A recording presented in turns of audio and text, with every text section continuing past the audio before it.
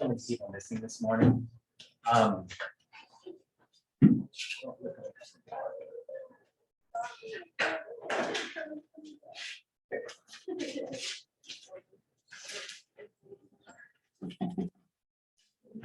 Izzy, are you okay with dogs? Yeah. Yes. Okay, good.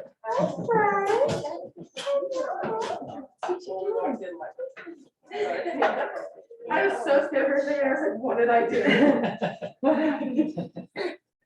No, she's just a little schizophrenic right now. There's a little too much going on. I mean, me too.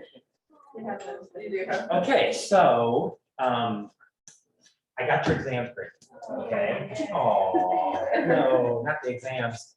So I have them graded. My plan is this. I got about an hour's worth of lecture. We're gonna have a short class this morning because so many people are going. So, I thought I would talk about a couple of things for about an hour or so. We'll take a quick break. I'll give you back your exams. We'll go over your exams. Hopefully wrap up by 10:30 or so, okay? After class this morning, I got a little bit of time. If some of you want to talk to me about where you are in the class, what your grade is. I have a little bit of time after class to do that, okay? So that's kind of that's the schedule for that, yes. I don't like to say this on the syllabus, but are we doing material up until Tuesday and then our exam Wednesday, or what is next week? Yeah, so next week, we'll have class Monday morning, we'll have class Monday afternoon, where you'll take your final quiz, okay? So your final quiz will be over, let's see, what we talked about? Monetary policy, which is what we talked about Wednesday before the exam, and what we talked about this morning. Okay, so there won't be a ton of material on your fifth quiz, okay? Also remember that your paper is due Monday morning. The paper, and if you have a couple of minutes, or if anybody has any questions, we can talk about that. Do you want that printed out? Do you already have like a doodle? Just send it to me in email. Okay. Right, if you can just send it to me in email, preferably send it to me in Word. Okay. Okay, because that way I can put comments on it. So that's Monday, okay? Tuesday morning, we will have class and finish up our material, right? Tuesday afternoon, we'll have a review session. And then Wednesday morning, we'll take the exam. Okay, and the final exam will be a little bit longer than the midterms, but it's not going to be dramatically longer than the midterms, right? And so we'll, for those of you who are doing some traveling, we'll take the exam at 9. We'll be out here close to the usual time, so you can move on to the big spring break plans. Okay, so does that help? Think about next week. Okay, well, so if anybody have any paper about, or any questions here about the paper that's on Monday morning? I did get maybe, I don't know, 6 or 8 emails from people sending me articles, and I tried to give you a little bit of feedback about what works or what I thought might work well, what doesn't. Yeah. Can we use a couple articles, or does it just have to be one? I guess you could use a couple. I'm, my only hesitation is that, remember, it's only a 2 to 4 page paper, right?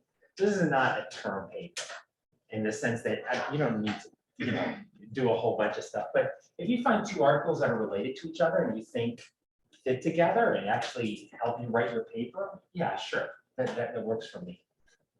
When you say graphs included, would that include if we made our own graph to simulate what's going on in our economy? Yeah, so by all means, use graphs, right? By all means. And I think what I meant by 2 to 4 pages, not including graphs, right? Just because you should have 2 to 4 pages of words, but you definitely use graphs, right? I mean, a picture is worth 1,000 words, right? And that is certainly true in economics, right? Drawing a graph is a pretty concise way of explaining something. So I would, for most of you, given most of the topics you're going to talk about, I would highly encourage you to use a graph. Right? Yeah. So this paper basically, yeah, we probably do like a brief summary of the article and what we'll do or do not screw with our analysis and why. Is that basically? Yeah, it's analysis using class material. Okay. That's the most important thing. I want you to take what we talked about in class and apply it to understanding some article related to what's going on in the world right now, right? So, you know, whether it's Ukraine, whether it's the decision that the Fed has to make here about monetary policy, whether it's something going on in fiscal policy, whether it's what's been going on with COVID and how that's impacting. It doesn't have to be about the US economy either, by the way. I mean, if you have some sort of interest in Australia or New Zealand or wherever, and you find an article about what's going on there, that would be awesome. That would be good. So, yeah, the key thing though that I want to remind you, and I did see this in some of the articles that some of you sent me on the last couple of days, it's got to be about macroeconomics, right? So, you know, don't try to avoid articles that focus more on microeconomics. When we do the analysis, would you rather us talk about one specific topic we went over in class, or can we do a range of topics? No, I think you can talk, I mean, if there's multiple things from class that you can apply to understand the article, yeah. But I think that's one reason I'm a little reluctant to say do 2 or 3 articles, because if they're all on different topics, your paper is going to be pretty scattershot, right? So, yeah. Does that help? Okay. So, you know, as you find some articles, you can send them to me. I'll get to them as I can. I have kind of a crazy day this afternoon, so it might take me a little bit of time to get to it, but by all means, if you want to get some feedback about what works and what doesn't, send me an email, okay? Okay, well, let's move on here and talk about the material of the day. So the last part of this class, right, and we've officially gotten to the last section of the class, is we're going to be talking about international issues, right? Or what we can call open economy macro.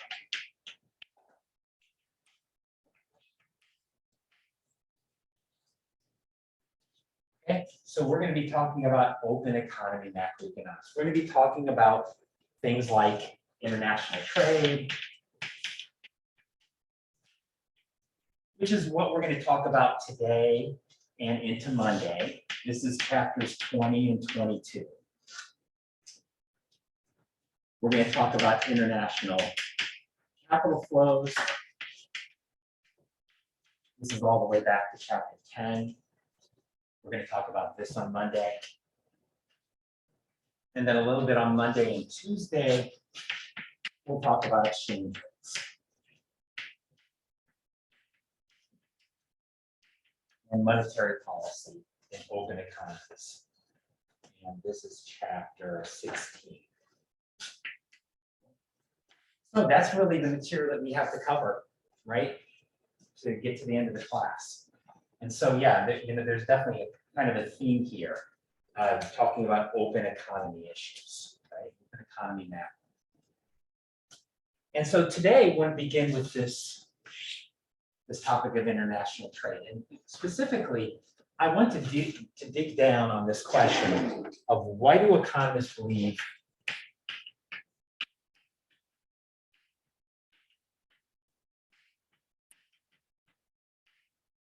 that free trade is a good thing?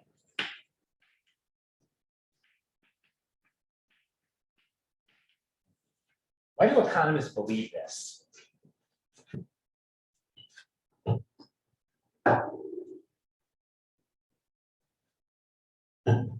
Because does the US public believe this? Not so much, right? When I've seen polling of Americans, typically, the questions about, do you believe that free trade is a good thing for US citizens? Usually the polling is pretty close to 50-50. About half of Americans think that trade is a good thing and enhances, right, people's income and job possibilities. About half of Americans think it's a bad thing. That's not what economists think, right? If you talk to economists, and of course, economists have caveats about everything, and there are caveats here, but far and away, economists believe that trade is one of the things that makes rich countries rich. And so we want to talk about that, right? Why do economists so strongly believe that trade is a good thing? The number one reason is this idea of specialization.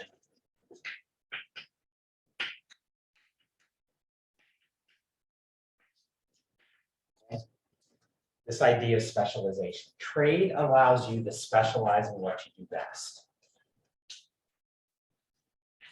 Let's dig down deeper in this.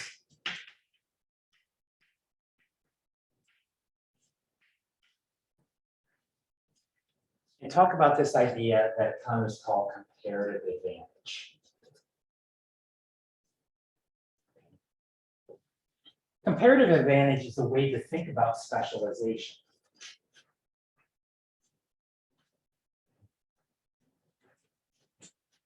The idea here is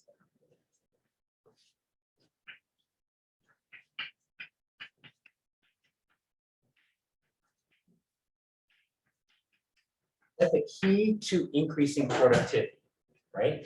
The key to making yourself more productive and also increasing your wages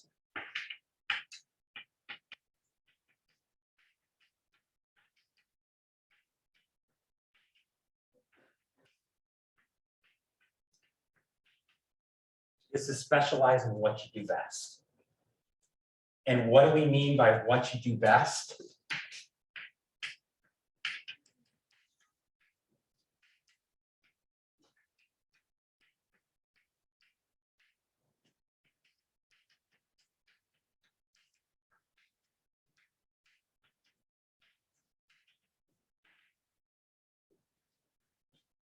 What we mean by what you do best is what you are the low opportunity cost producer of. What you are the low opportunity cost producer of.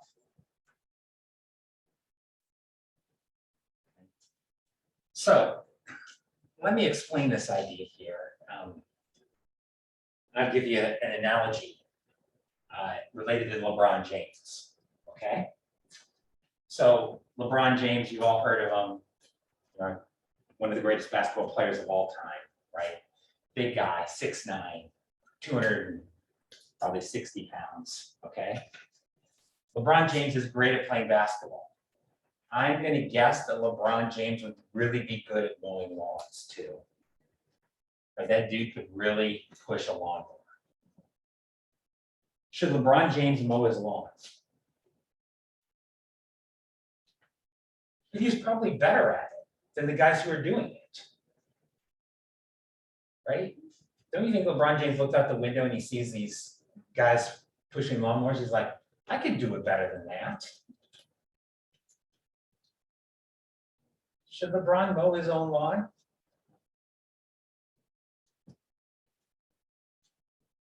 I'm seeing some shaking of the heads. Of course he shouldn't. Why shouldn't LeBron James mow his own lawn? Well, he is rich. There are other things that not everyone else would be good at, so it would make more sense to focus on them. Yeah, exactly, right? He's very good at mowing lawns. He's very good at basketball. The question is not what you're good at, what you are best at, right? And the thing is, when it comes to mowing lawns, there's a lot of people that may not be as good as LeBron, but they're probably close. But when it comes to playing basketball, there's not a lot of people that are close, right? And so this is the whole idea of specialization. Even if you are good at everything, you specialize in what you do best. That's how you increase productivity. Okay. This idea is somewhat counterintuitive because a lot of people think, well, if you're better at doing something than somebody else, you can't gain from trade with them. But the fact is you can, if you each specialize in what you do best, right? In other words, as we as economists will think about it, is what you're the low opportunity cost producer of, meaning you give up the least to do something. So in some sense, when LeBron doesn't mow his lawn, he's giving up very little. Because what's happening to the guy who replaces him? He's going to be pretty close, right? The cost of that is very level. Well, what if LeBron mows his lawn and doesn't play basketball? Well, then the opportunity cost is very, very high, because what he's giving up is a unique ability that very, very few people can match. Okay? So, of course, by talking about LeBron, this is kind of in a, kind of an extreme example, but this is true in anything, right? What happens if you are a lawyer who's also a very good typist? Does that mean you should be doing all of your typing? No, right? Because there's many people out there who might have similar skills to you in typing. But what skill do you have that is the most unique? Being a lawyer, right? Being a lawyer. That's what specialization is about. This is the reason why individuals trade.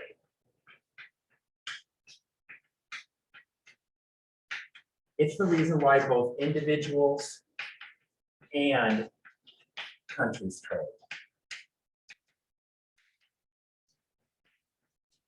Right? It's the reason why both individuals and countries trade. So I want to work through kind of a simple example here. Granted, this is very simple, right? We can call this a stylized example. I mean, it's so simple, it's not really realistic, but I think it can illustrate an important point. So let's say that we have two countries. We have US workers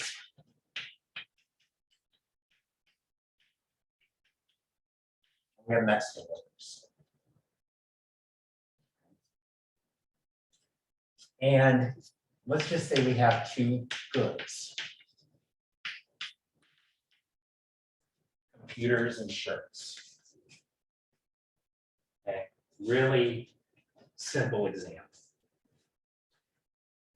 And let's say the average US worker can make 10 computers in a day or 100 shirts, right? If they just make computers, they'll make 10 of them. If they just make shirts, they'll make 100. And for Mexican workers, 450.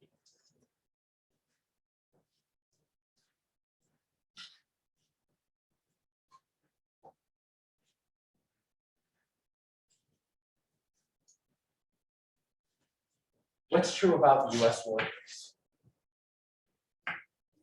They're more productive at everything. And if we think back to what we learned in class, why are they more productive? They have more human capital, more physical capital, more technology, right? We would say here that the US has absolute advantage.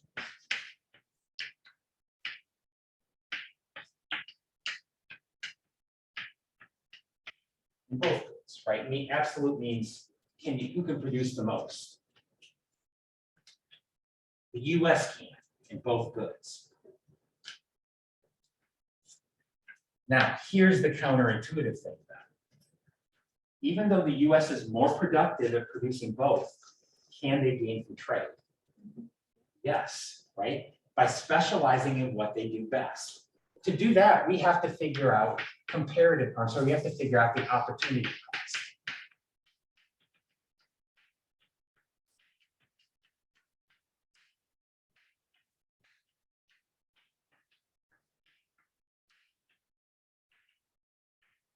Right? What you give up to get something. Right? What do you give up? So we need to think about for each of these countries, what are they giving up when they make a decision to produce? So what we need to do here to really figure out who has comparative advantage in these is to figure out for each country and each good,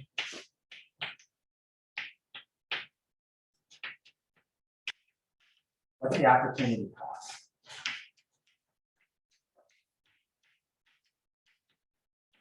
Okay, so for a US computer, the opportunity cost for a US shirt, what's the opportunity cost?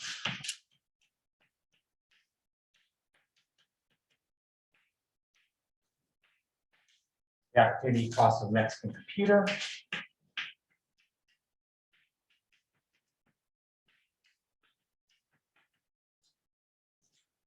the opportunity cost of a Mexican shirt.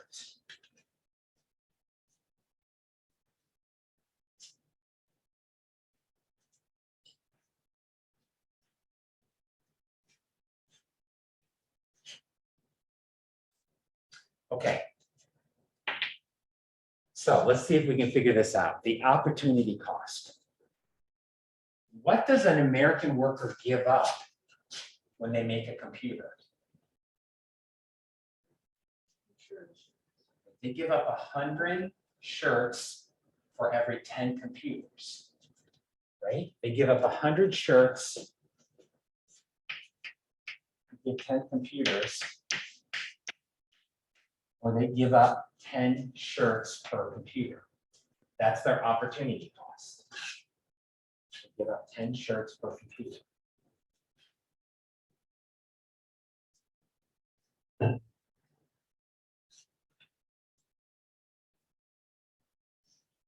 What's their opportunity cost of a shirt?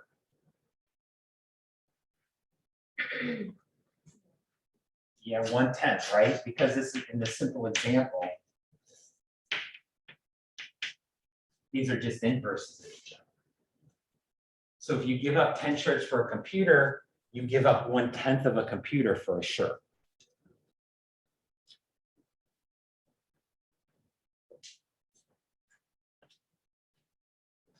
Okay, how about for Mexico? What does Mexico give up? When they make computers, what are they giving up?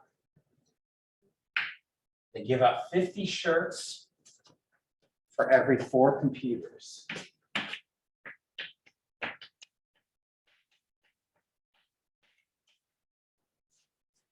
They give up 12.5 shirts for every computer.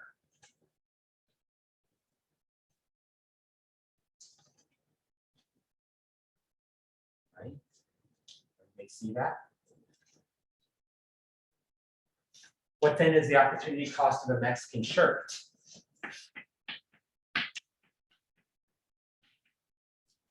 One over 12.5 shirts.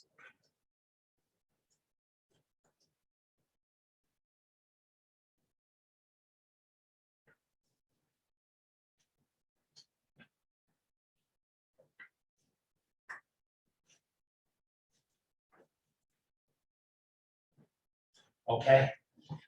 So now we actually can think about this in terms of costs, opportunity costs. Who's the low opportunity cost producer of computers? The US is, right? We would say the US has comparative advantage.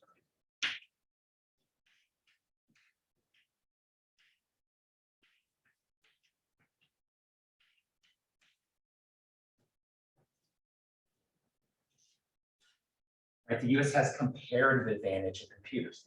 Why? It's the low opportunity cost producer.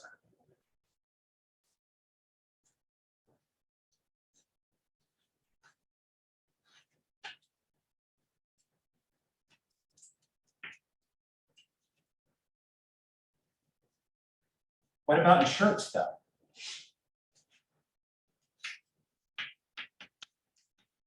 What's lower, 1/10 or 1 over 12.5? 1 over 12.5, right? Mexico.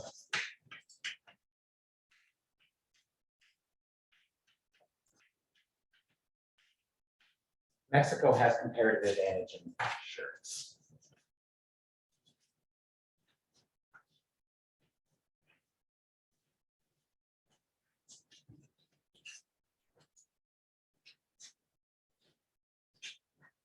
Once again, there's something about this that is somewhat counterintuitive, right?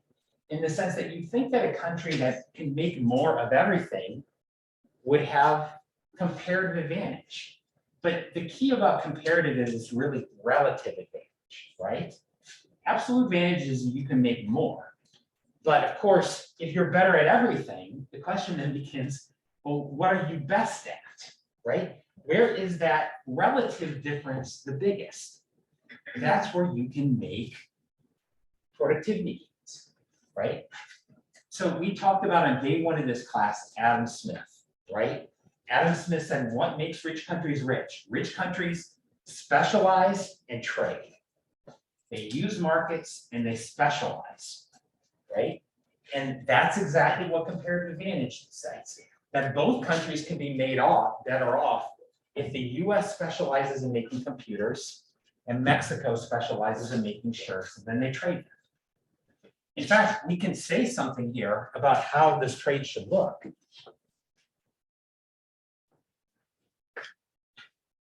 Because what has to be true about trade? It has to be mutually advantageous, right? Mutually beneficial. It's got to help both countries.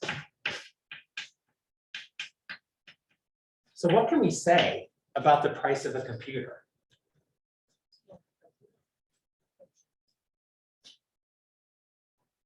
Well, okay, so let's say that the US specializes in making computers. They're the country that has comparative advantage. They can make it for 10 shirts, right?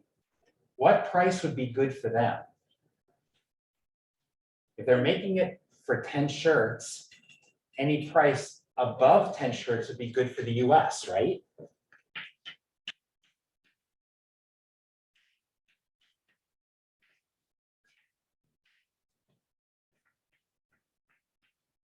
So any price above 10 shirts would be good for the US. They're essentially going to get more than what they can make it themselves. Sorry.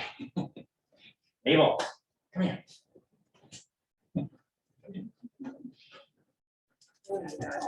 Superstar. No.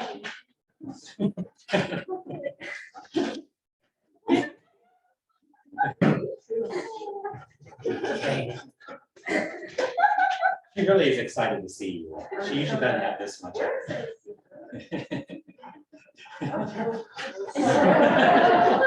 She definitely knows where all the dog owners in this place are. She was really screaming at my lecture. Hey, hey, hey. Come here, come here, come here. So this is the price that's good for the US, right? What price has got to be good for Mexico? Something under 12.5 shirts.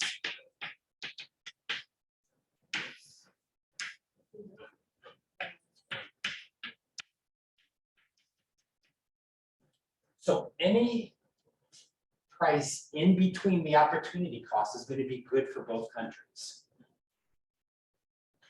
So we don't know exactly what the price is going to be, but we can say with a strong amount of certainty it's going to be between these two opportunity costs, right? Because that will benefit both countries. So that's how trade makes everybody better.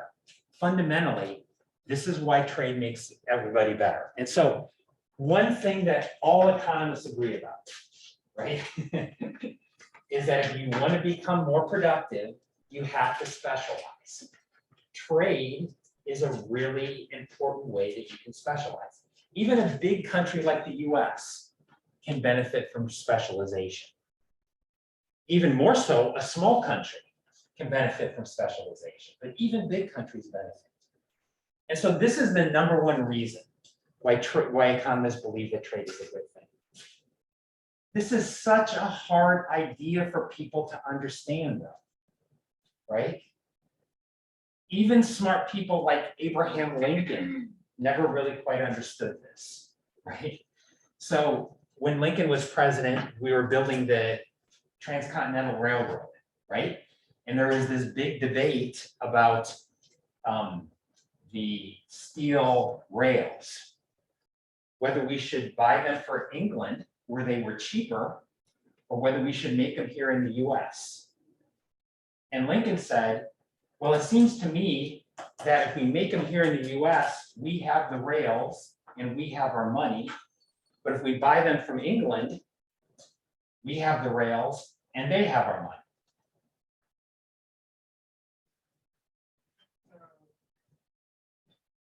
What's he missing? Because you have to produce the rails. Exactly, right? If you have to produce the rails, you have to give up producing something else, right? you just don't make rails magically out of thin air, right? You just don't click your fingers and they come. You have to make them. And the problem is, if you have to make them and you make them less productively than you could make something else, you're not gaining, right? So Lincoln really didn't understand comparative advantage, didn't understand that there's an opportunity cost to production. And so I see this kind of lack of understanding is so prevalent in our discussion about international trade, right? I, some reasons, sometimes check Facebook and see what people that I know are posting, right? And I saw somebody post last week about, if we just, everything that we bought from China, if we just made here in the US, that would create 100 million jobs. Okay, well, first off, we don't have 100 million people to fill those jobs, so I don't know where that statistic is coming from. But second off, if we made everything we bought from China, we're gonna have to stop making some things we already make, right? I mean, trade, you just don't make things out of thin air, right?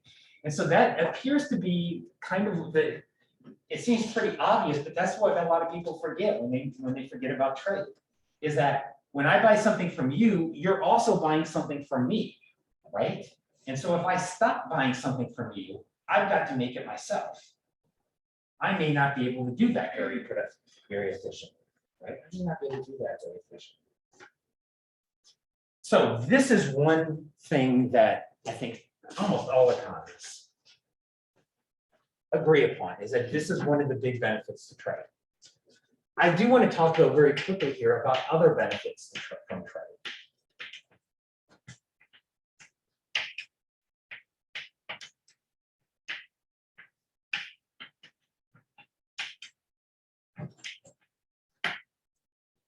Okay, technology transfer. That is something else that's very important that comes along with trade. Because when you trade with another country, are you just trading goods? No, you're usually also trading ideas, right? So, we talked a little bit when we were talking about growth about South Korea. How did South Korea go from being one of the poorer countries in the world to being one of the richer countries in the world? When I was a kid, South Korea was known for making the cheapest, crappiest stuff. Right? Right? Like cheap toys made in South Korea, right? Anything that was like unskilled labor made in South Korea. But through the process of manufacturing cheap stuff, what did they do over a long period of time?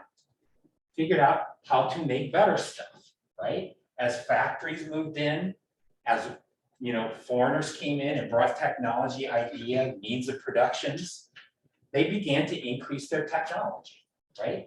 If they kind of, as we often talk, as economists talk about the technology ladder, right? You kind of have to move up step by step. And that's exactly what South Korea did over, a long period of time, right? Almost 80 years. But they were able to do that. An important part of this was making goods that they could sell abroad, right? Making goods that they could sell abroad. Of course, trade also brings with it foreign investment.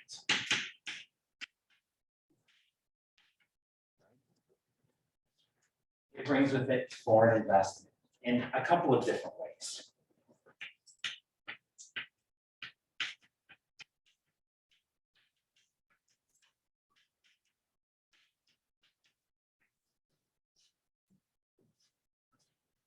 Trade brings with it foreign portfolio investment.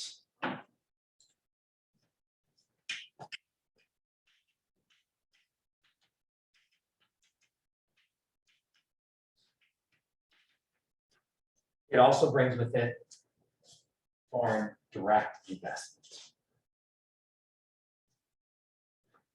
Okay, what's the difference here? Foreign portfolio investment is things like stock, bonds, and direct loans. Okay.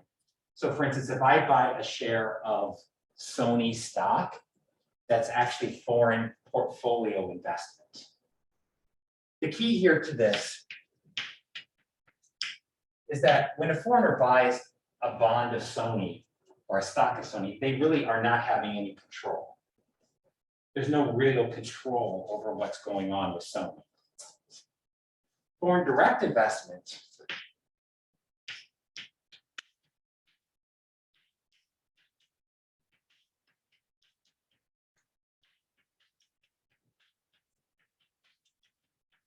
is when a company, a foreigner comes in and directly builds a factory or a production facility that they control.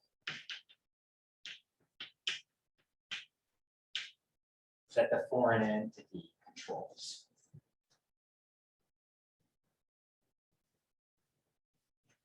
So if IBM sets up a factory in Shanghai, right? That is foreign direct investment.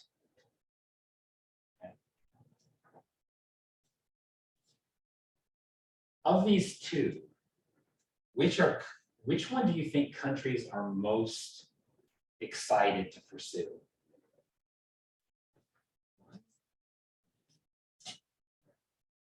Usually two, right? This one is very exciting, particularly for poor countries. And to understand why, you got to go back to this one. That's the process by which you transfer technology, right? When a foreign entity sets up in your country and trains your workers, right? And helps you learn modern management techniques, that's it, right? I mean, that is something that most countries, particularly poorer countries, are very hungry for. Right? Not only do you get physical capital, you get human capital.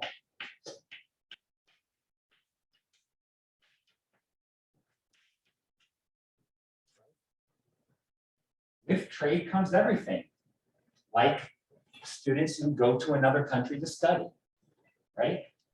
That is the flip side of trade, right? As goods and services move across countries, people move more easily across countries. So a lot of this human capital transfer isn't even permanent migration, it's just temporary migration. It's not even migration, right? It's you know, you want to improve your human capital, you want to go to some of the best schools you can. This is a huge advantage for the US, right? Is that where are the best schools in the world? The US. So, and up until COVID, right, the US had been really good at attracting foreign students to come stay in the US. That was good for the country that they left because some of those students will return. It was also good for the US because some of those students stay. Right? So that's, you know, a classic example. Trade can also encourage better institutions.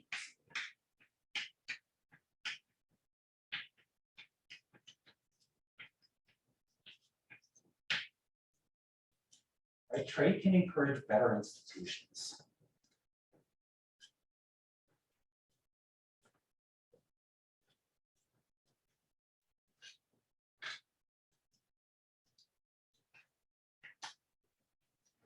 In the sense that if you're a country and you want to trade with the US, what does that often mean? You have, as we're going to talk about, you have to enter into a trade agreement with the US. And often what the US is going to ask you to do is to adopt certain, you know, standards of conduct, the rule of law, agreements about how you're going to handle trade disputes, right? Things that can actually are important in terms of establishing institutions, right? So, you know, the kind of the carrot and the stick approach, right, has been one way that countries have improved their institutions over time is they see a benefit to trading more. And so that encourages them to change some of their laws, some of their political processes and practices to make them more attractive trade partners, right? More likely to attract technology, foreign investment, and human capital. So I don't want to overstate this, but I do want to say that I do think this is important, right? That countries, right, many countries look to trade because they realize that it's a way to try, you know, to adopt global institutions, right, which can also help them facilitate growth. Let's talk about the process of globalization here.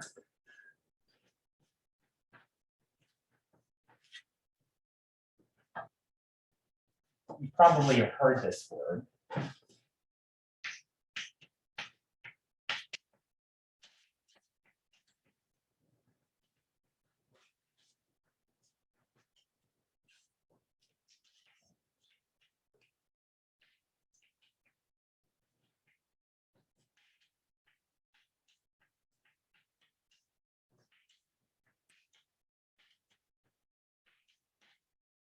Right? This is just the growth of trade. I should say international trade here. The growth of international trade in goods and services and finance.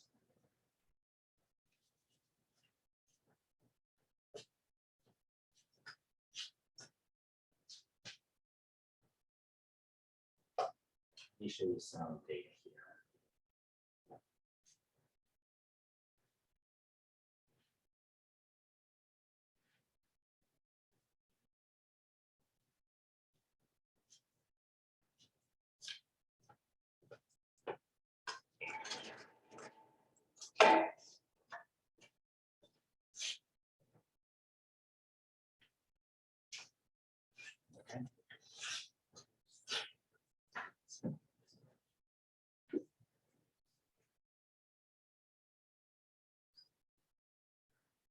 Okay. So on this left-hand side, you can see the growth of international trade since 1870, so over a long period of time. So you notice that many people actually refer to this as the second era of globalization, because there was a first era of globalization. This was the era that led up to World War I. Right? So prior to World War I, we did have kind of an early globalization era. But then World War I, the Great Depression, World War II very much interrupted this. But then after World War II, we've seen this increasing trend once again in interconnectedness between countries, right? So this is looking at the percent of world GDP that's involved in trade. And we see today, this is kind of an amazing number. If you take exports and imports and add them together, it's about 50% of world GDP. Right? So very high. If you look across countries, you'll see that the US actually is a relatively closed economy. That international trade is not a huge function of our economy. That makes sense. We're a big country, right? Big countries are never going to be as reliant on trade. Look at Belgium, right? 90% of GDP is involved in trade in Belgium. It makes sense. Belgium's a small country. It's surrounded by what, at least, well, it's right in the middle of Europe, right? So no country in Europe is too far from Belgium. So of course, you'd expect it to be a very, very high percentage of trade.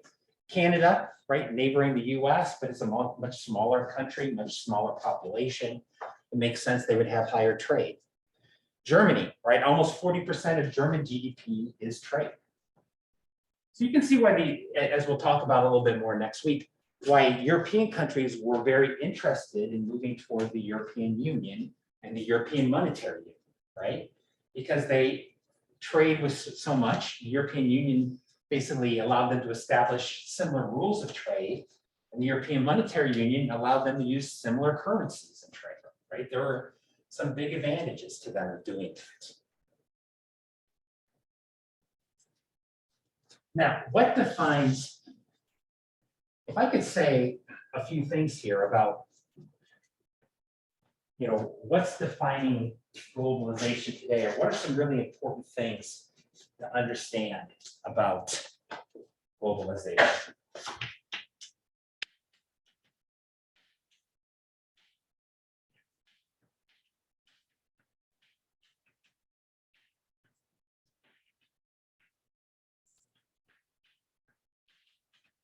Okay.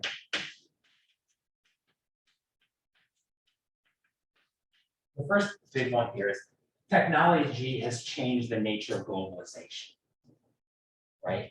Technology has really made globalization a lot easier in two ways. First, information technology.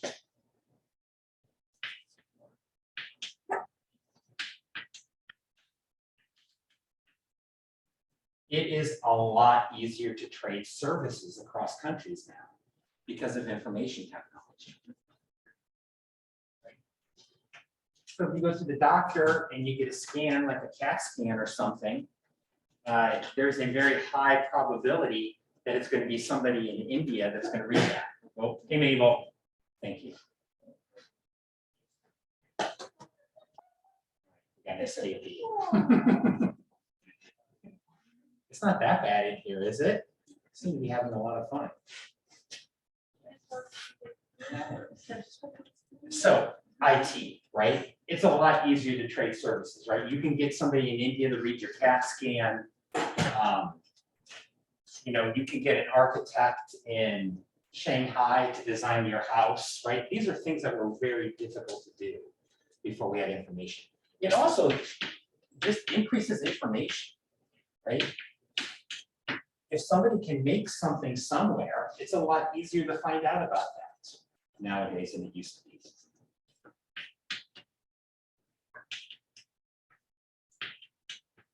Another big innovation is in transportation.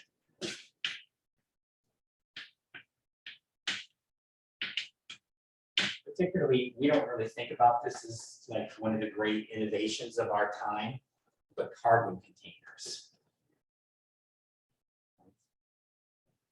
So here's a fun fact. Have any guesses how much it costs to move a ton of material from Shanghai to Los Angeles on a cargo container? A ton of material.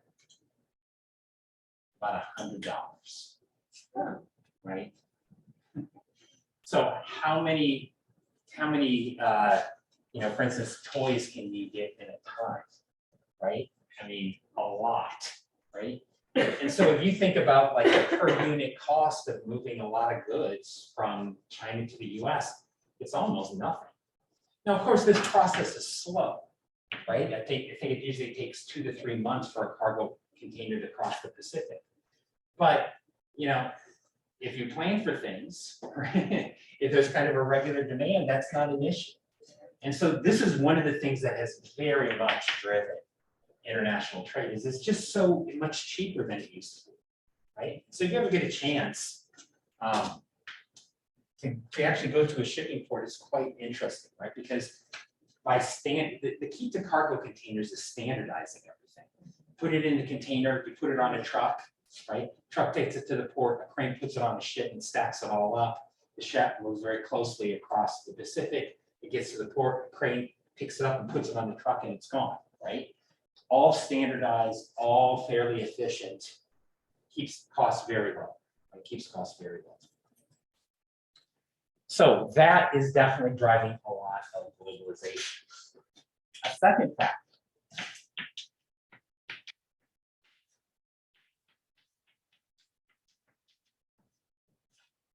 Is that countries are just more open than they used to be.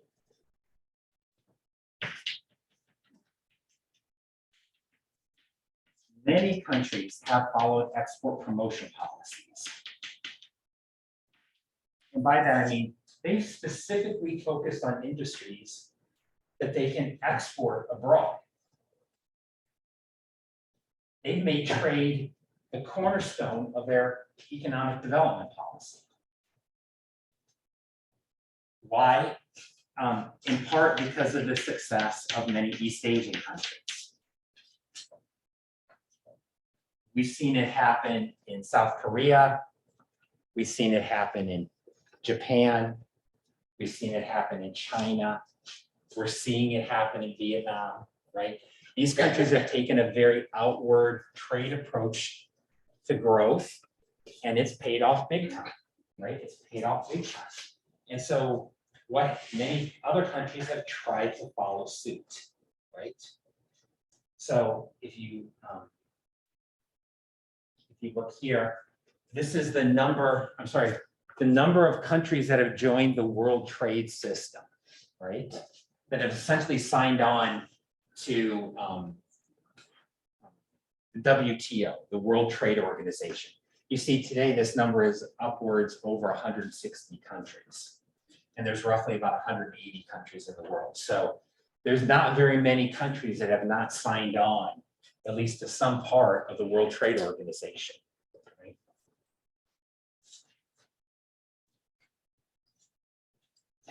All right, something else that's also driving trade.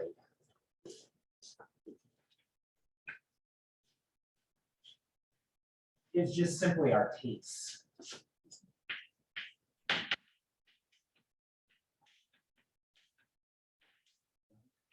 And to some extent, our culture.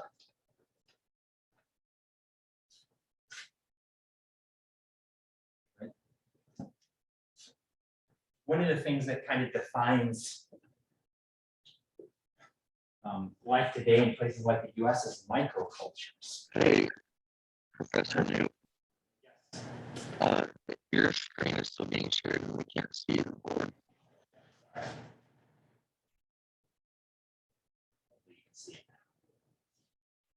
Yes, thank you. But microcultures, right?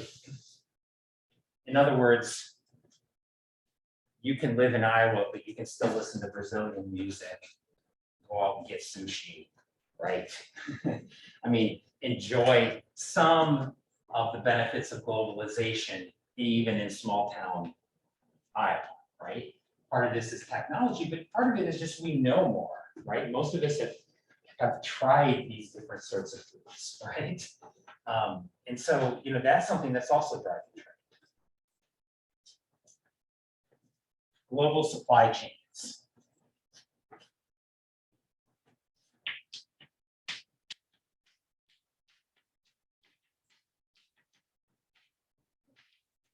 We've heard a ton about this. Right, we've heard a ton about global supply chains here over the last couple of years.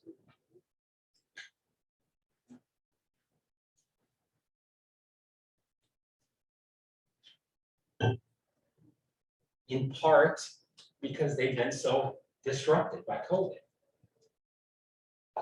So what we see now is that we don't see entire goods made in one country anymore, right? This idea that, for instance, iPhones are made in China is just wrong, right? One phase of the process, the last phase of the process happens in China. But for the most part, most of what goes into a cell phone is not made in China. I don't have any ideas about, or I don't have a figure like this for an actual iPhone, but we can look at an iPad. This might be a little hard for you to see, but this looks at where all of the inputs that go into an iPad actually are made. So if an iPad is $500, okay,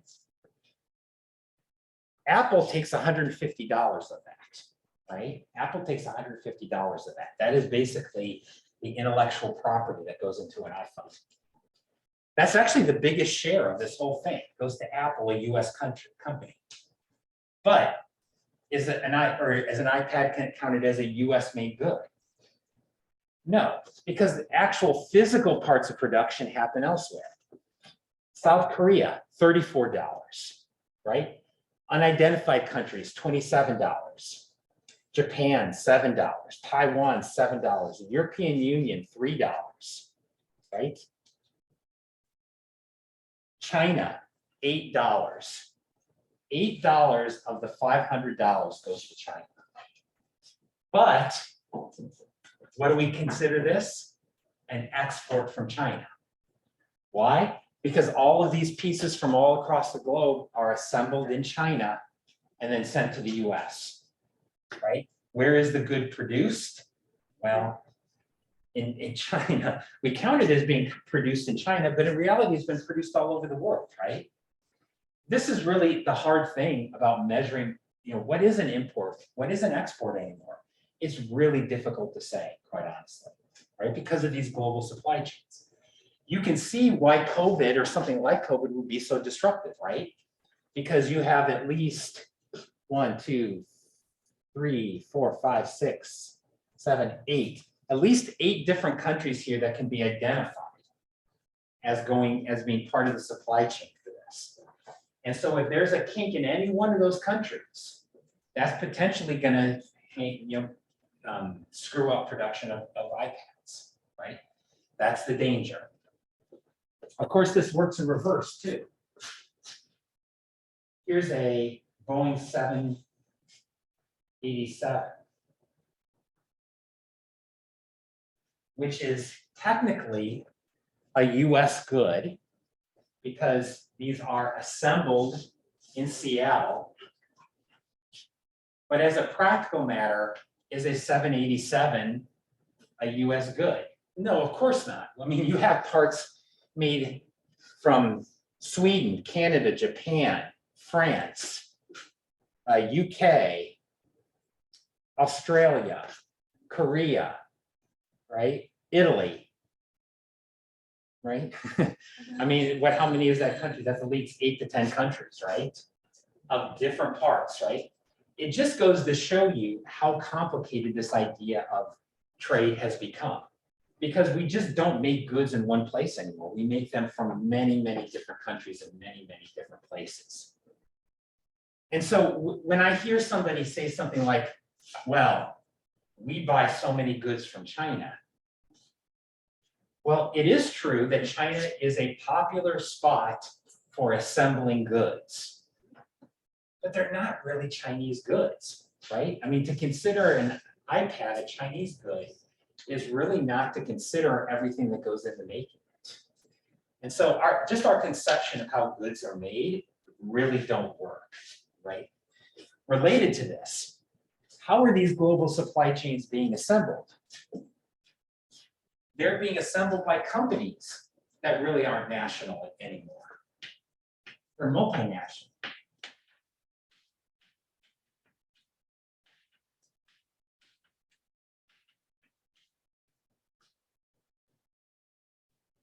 So these companies are not just in one place making one thing, they're across the globe. And so the result of that is, as you can see in this graphic, once again, might be a little hard to see.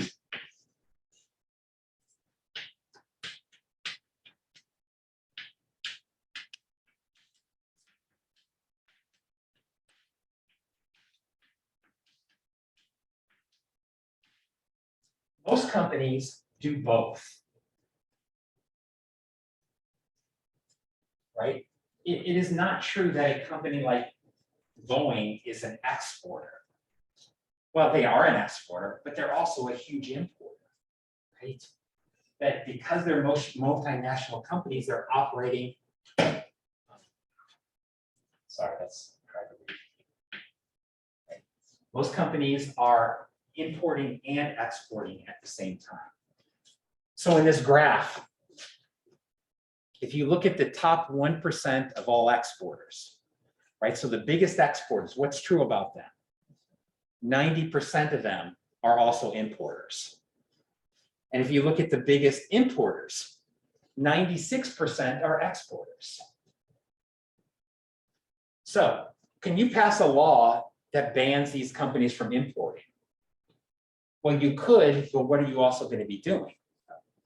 Hurting your exports, right? You can't just block imports without having some sort of impact on your exports. It's the very nature of trade, right? And we see it in these global companies, right? We see it in these multinational companies. So all of this is just simply to complicate your picture, right? A little bit, if that makes sense. To just complicate your picture, right? I want to talk about one last thing here before we just take a super quick break. And that is what exactly do the rules of trade look like?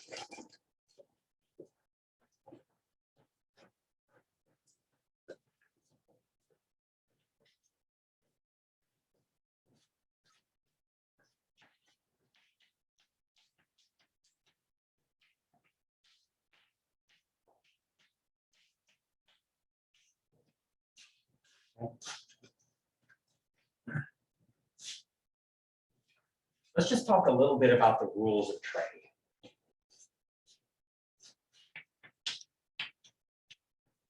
So at the highest level, meaning at the level where the most countries participate, is the World Trade Organization.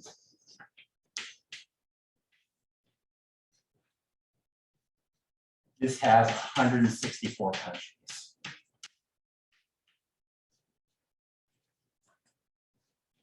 It is, the last time I checked, about 24,000 pages long. Not something you just want to, read before you go to bed at night. I guess if you really want to sleep, you could.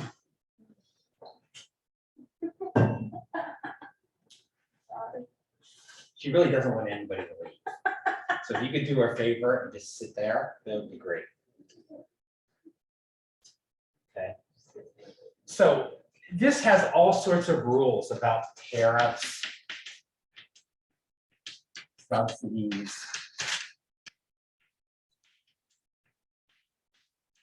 There's a legal process here.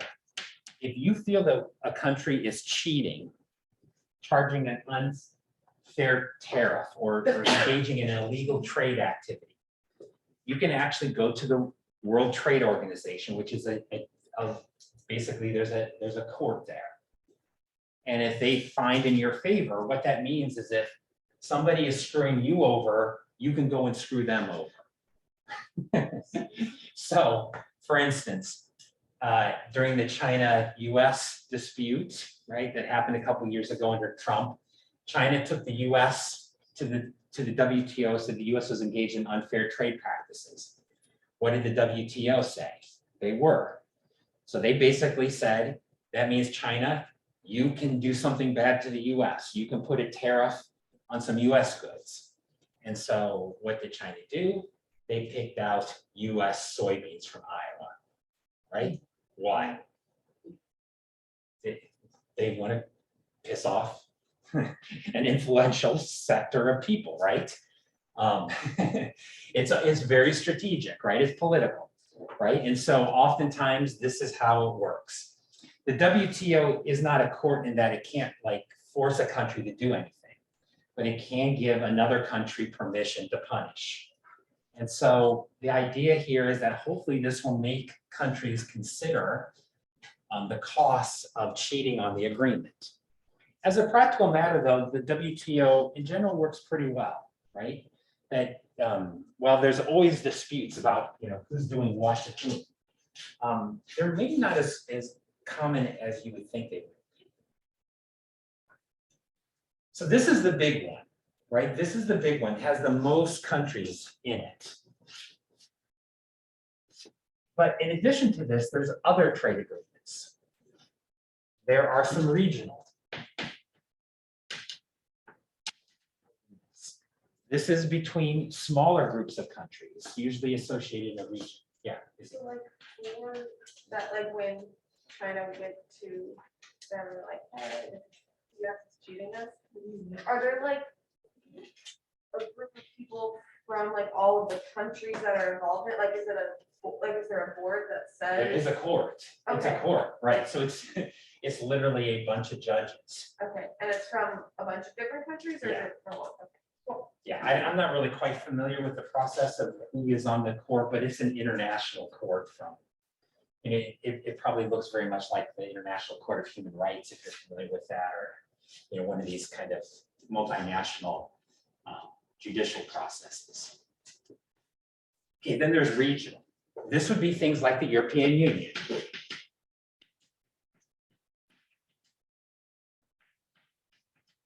Which is what, I think 20 countries in Europe, 20, is that right? 28 countries in Europe.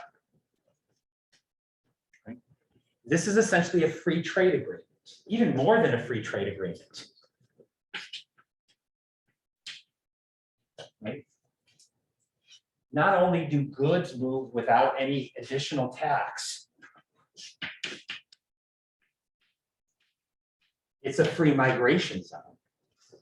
So you can move from one country to the next. This was, of course, one of the reasons for Brexit, right? England dropping out of the European Union in large part because a certain segment of the population didn't like the free migration. Or NAFTA, the North American Free Trade Agreement, which is the US, Canada, and Mexico. This is not a free migration zone, it's a free trade zone. So there are no taxes that are charged on goods coming into and out of the US from Canada or Mexico.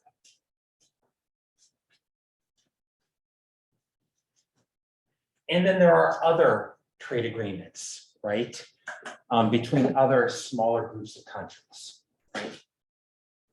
So there's a North African trade agreement. Yeah, I won't try to list all of them. And then finally, you have the bilateral. Right? And bilateral means between two countries, right? So just to give you an idea, the US and South Korea, at least in the last decade, have signed a bilateral.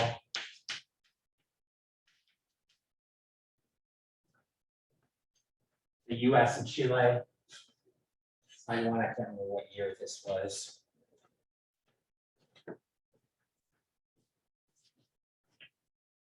There's one with the US and Japan that goes back later, right? So these are more individual agreements between countries. What's one takeaway I would like you to have from this? Well, I would like you to kind of be familiar with some of this lingo, right? If you hear about NAFTA or the World Trade Organization, just to know what that is. But also to convey to you, this is really complicated, right? So it would be nice if we had kind of a simple set of rules that govern trade that made it very easy to understand.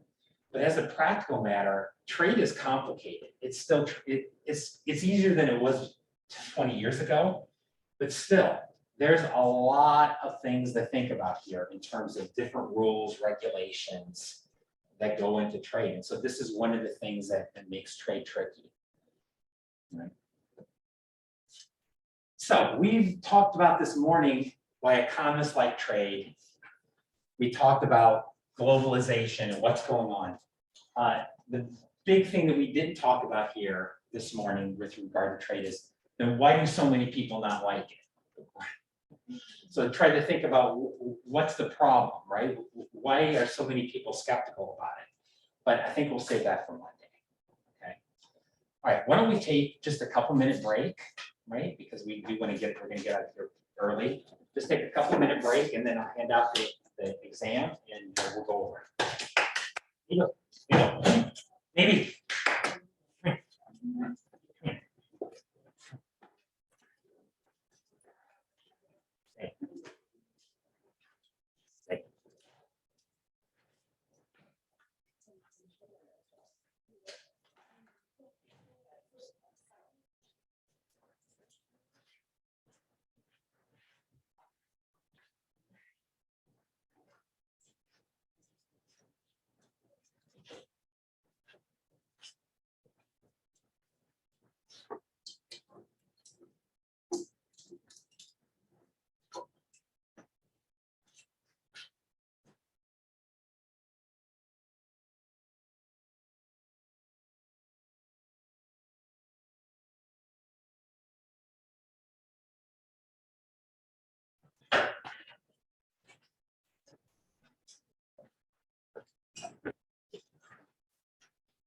Screw this whole thing up. Okay, so you have your exams back. Everybody's got them, I hope. Okay, so the average on this exam was almost exactly the average of the first exam, 72, right? I mean, literally almost to the 10th of a point. So yes, congratulations on your consistency, right? And I was actually, once again, I was pleased with that score in the first exam. I thought in some ways this exam was harder, just because the material is a little bit harder. And so the fact that you did just as well on this one, I thought that was good, right? I mean, I was, once again, not displeased with how we've done it as a group, right? I mean, I think, yeah, we're doing pretty good. 72 on this exam is a good score.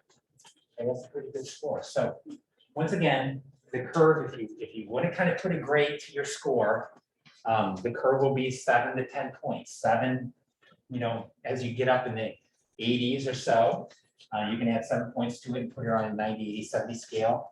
And if you're kind of in the 70s or 60s, then you can add 10 points and put it on a 70, 80, 90 scale. That will give you a rough idea. But remember, I don't curve till the end of the class, right? And that curve, right, a lot goes into that. Quite honestly, some of it is subjective. As I've said many times, I view improvement as a big deal, right?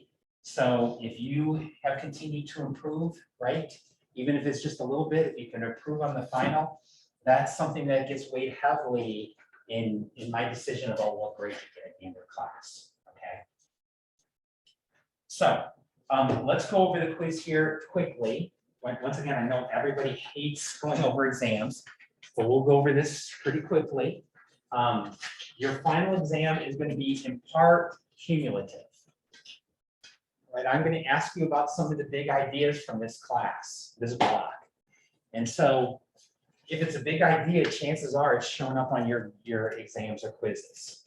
And so I think, you know, please pay attention, ask questions if there are things that you really don't understand, because some of this very likely will show up in one way, shape, or form on the final exam.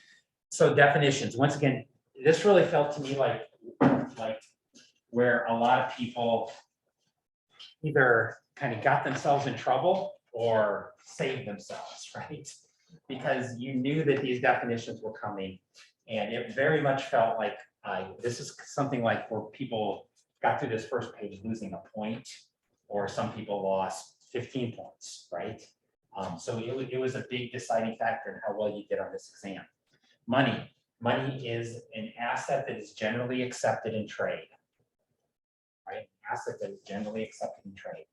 Economic institutions are the incentives shaped by government and society that encourage productive behavior, not theft. Diminishing margin returns to capital. The change in output falls as the quantity of capital goes up. And a central bank. I really kind of accepted a couple of definitions here. You could call it as a bank for banks and the government. Or you could also, to some extent, say what a central bank does, which is regulates the money supply, regulates banks, right? Serves as a lender of last resort.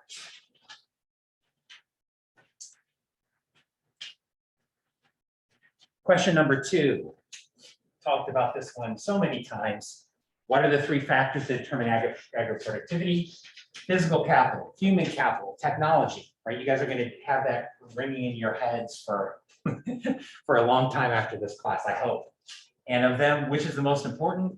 Technology, because it's not subject to diminishing margin returns like the others are.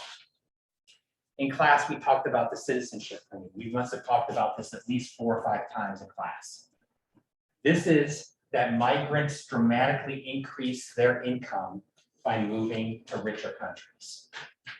What does this mean? What does it mean for the incentive to migrate? There are huge incentives to migrate. And what does it mean about the role of geography? What it means is that where you live is more important than who you are, right? And a lot of that has to do with economic institutions. Moving to a country, right, and taking advantage of their institutions is a lot about what makes certain individuals rich. Question number 4, we've talked about this multiple times in class as well, the race between technology and education. What's the race? If this is for college educated workers, what are we seeing? Technology is increasing the demand for these workers, right? Technology is education intensive. But what's happening to labor supply? It's not keeping up. right? In other words, the supply of educated workers is not keeping up. So what's happening to the wages? They're going up. The wages for college educated workers is going up. This is driving inequality, right? And it's also reducing intergenerational inequality, because what's true about those who go to college? Usually their parents went to college. As sad as that is. Question number 5. Does this question look familiar to you? Maybe this was a question that was off the exam from your first year seminar class, right? So I just repeated this question from the exam. I'm going to cite myself because I wrote the question for the first year seminar, so I just copied it. So yes, this is about the rule of 7, right? And it's tying into something you talked about in first year seminar, which is redlining, right? Redlining was essentially literally lining in red parts of the map that said that people of color could not get loans to buy housing in these districts, right? Redlining is something that is long gone. Well, not long gone, but it is something that is gone. But the purpose of this question is to illustrate how the effects linger. We have a Black family, our family, right? Back in 1950, we each had $10,000. But what's the white family able to do? They're able to take this $10,000 and turn it into a $50,000 asset by borrowing money to buy a house, right? So they can take that $10,000 and turn it into a $50,000 asset. The Black family puts their money in the bank and they give 1% a year. So where are they going to be in 2020?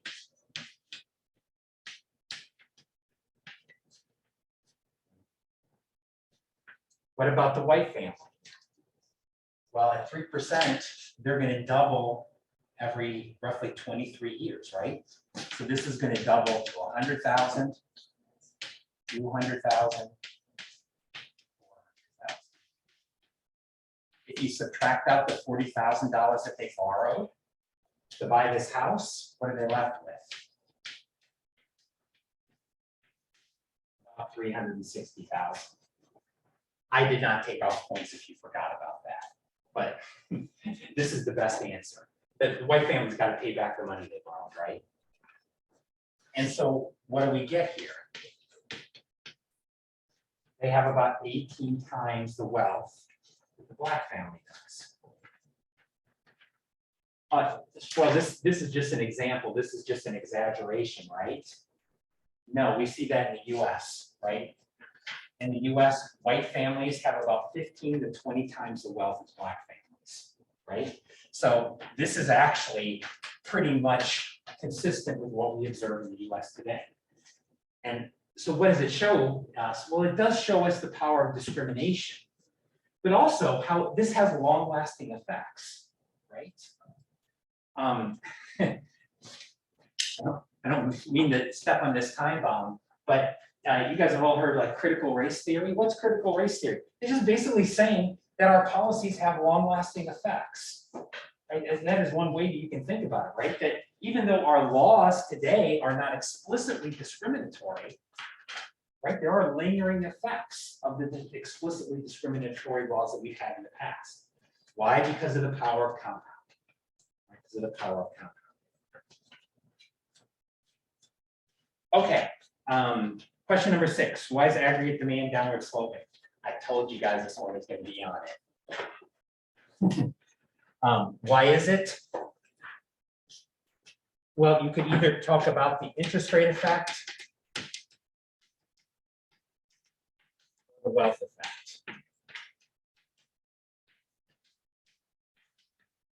The interest rate effect is that if the price level goes up, the real value of savings goes down. What does that mean? Interest rates go up. This reduces consumption, reduces investment, and reduces the demand for GDP. So there's a negative relationship here between the price level and the demand for GDP.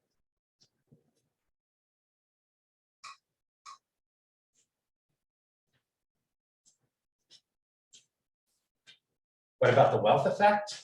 Very similar.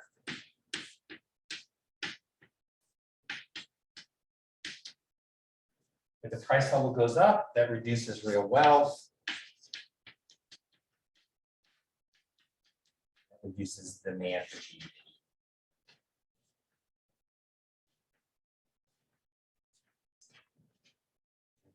So to get full credit for this, you needed to have, you needed to have an explanation, right? You needed to, just saying the wealth effect wasn't enough to get you full credit for this. Question number 7, critics of Keynesian stabilization policy raise multiple concerns. Talk about 2 critiques. How would conservatives prefer fiscal policy to operate? So by my count, we talked about at least 4 critiques of Keynesian stabilization policy. We talked about that there's an inflation bias, right? It's always easier to increase aggregate demand than to reduce aggregate demand. There's a debt bias, because it's always easier to run a deficit than to cut a deficit. There's lags in policy. And then there's just imperfect information that you can make mistakes. So I wanted you to talk about 2 of those. How would conservatives prefer policy to run? Laissez-faire, right? Limited government, right? They just basically want low spending and low taxes, right? And not nearly as interested in leaning against the wind. Okay, question number 8. This is very similar to a question that was on homework number 4, right? Pretty much the same question, I just changed one little thing.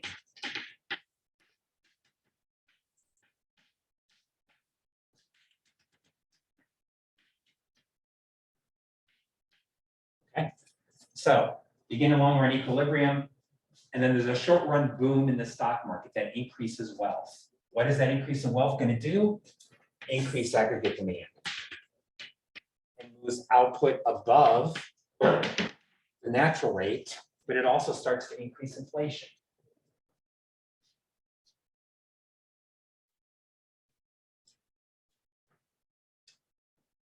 What will happen? So that's the answer to part A. Part B, what will happen if the Fed or the government take no action? Well, notice here that the actual price level has risen above the expected price level. So what will happen over time? People raise their expected prices, and that reduces short-run aggregate supply as wages rise. And so short-run aggregate supply will go down and we'll move back to the natural rate. What if we don't wait for this to happen in part C? How exactly should fiscal policy respond to an increase in aggregate demand? They should reduce aggregate demand, right? So if the government responds, they should have to reduce aggregate demand. How would they do that?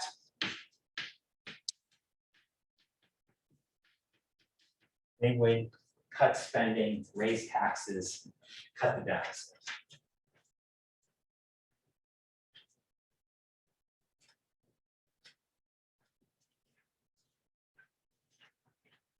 Okay, moving on. 9. What are the 3 functions of money? A medium of exchange, a unit of account, a store of value, right? Medium of exchange, unit of account, store of value. If you make $100 in purchase on your credit card, we pay the balance. What's the change in the money supply? 0. There's only 2 institutions that have the power to change the money supply: the Fed and banks, right? You as an individual, you can move money around, but all you're doing is moving money from one thing to the other. What's meant by an automatic stabilizer? This was a question that was on quiz number 4 as well. This is when government spending and tax policy automatically adjusts the changes in GDP. Many argue that Keynesian fiscal policy has a debt bias. What do they mean? It's easier to run a deficit than it is to cut a deficit. So in other words, the the government is supposed to lean against the wind, but they really only lean in one direction. And what happens if you lean too far in one direction all the time, you're gonna fall over, right? And that would be the debt bias, right? But it's always easier to increase debt than to cut it. Question 11, why is one-word average supply vertical? Money neutrality. That changes in nominal variables don't impact changes in real variables in the long run. And then finally, question 12, this is very similar to also another question on quiz number 4. Japan has this debt to GDP ratio of 240, Brazil has 90. Which of these countries is most likely to have a debt crisis? I guess the best answer is we don't know, right? That your debt level is not a good indicator of how likely you are to have a debt crisis, right? It all gets back to debt tolerance, right? How credible markets think you are, right? And that's a function of stability and your growth rate and your credibility in terms of the likelihood the market thinks you're going to pay for that.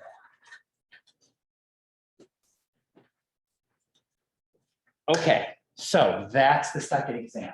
Like I said, as a class, I really think that we've been doing pretty well, right? I'm pleased with how we've done as a group.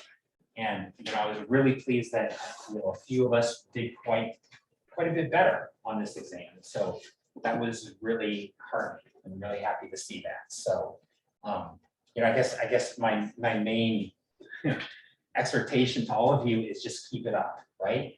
We got 3 more days after this. So you've got, and unfortunately there are 3 days that there's a lot going on, right? You got your paper on Monday, you got your last quiz on Monday, you got that final, right? But keep, for most of you, I think, my advice to you is just keep doing what you're doing, working the process, because it feels like, a lot of you are working the process, right? You're making progress. And so I'm happy to see that. Okay, so I've got a little bit of time here after class. This is really the best time to see me. If anybody wants to come and see me, ask questions about their grade, I think I prefer to go over to my office where we'll have a little bit of privacy, all right? So if anybody has like a super quick question, they can ask it, but if you want to have like a little bit longer discussion with me, let's meet over my office, 201 College. The quiz on Mondays on monetary policy and international trade. Exactly. What we talked about Wednesday, what we talked about this morning. And then you said Shepherd 22 or 21, 22, that on the notice only goes up to 21. Is it 21 instead of 22?